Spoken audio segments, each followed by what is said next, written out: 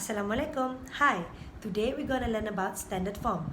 But first, let us recall back on indices because indices and standard form are actually quite related with each other. Alright, now let us have a look on 10 to the power of 2, where 10 to the power of 2, as you remember, is actually 10 times 10, equivalent to 100, while when you have 10 to the power of negative 2, alright, it will be something different. Remember of negative indices, where it becomes fraction, 1 over 10 to the power of 2, which is 1 over 100, okay? So the value for 1 over 100 is actually equivalent to 0.01.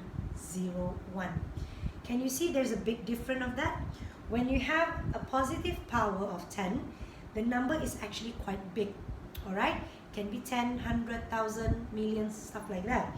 But when you have a negative power, it seems that the number is getting smaller. It involves decimal like this, alright? Now, why I show you this one? Because in standard form, you need to simplify the number where the first number should be between 1 until 9 only, alright?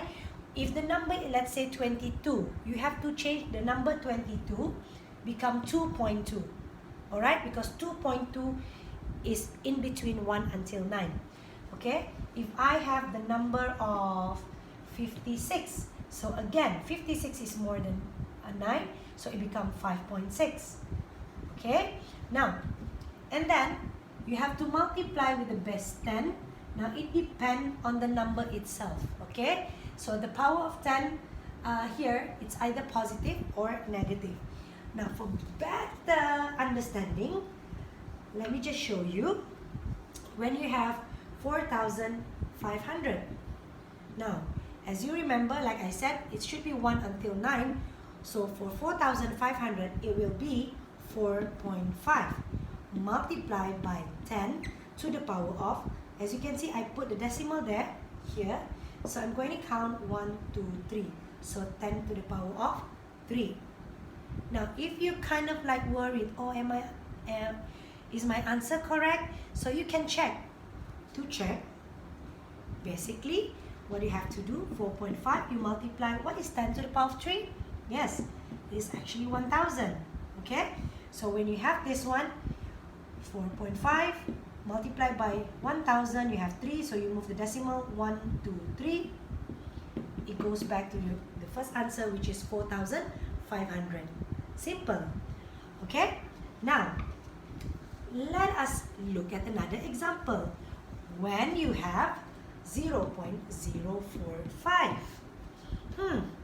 Okay? Now, when you have 0.045, the same thing. I'm looking at the number, which is 4.5 times. Now, meaning I put the decimal here, correct? Okay? Now, I'm going to count this one. You can see that the number is actually smaller, alright?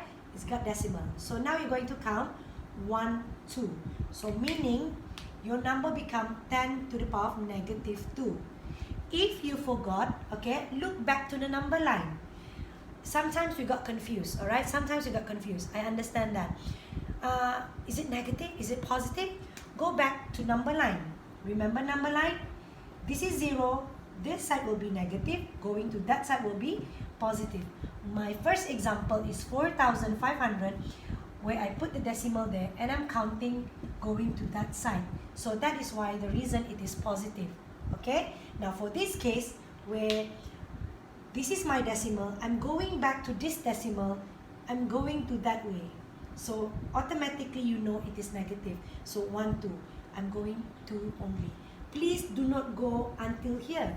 This is nothing. When you have 0.0 something, the one in front of the decimal is, you don't have to count it. Okay? So what you have is 4.5 times 10 to the power of negative 2.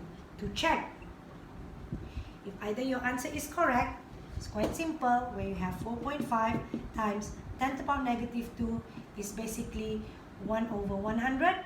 Okay? So you have 4.5 multiplied by 0.01. You multiply and you can get the answer back as 0.045. Okay?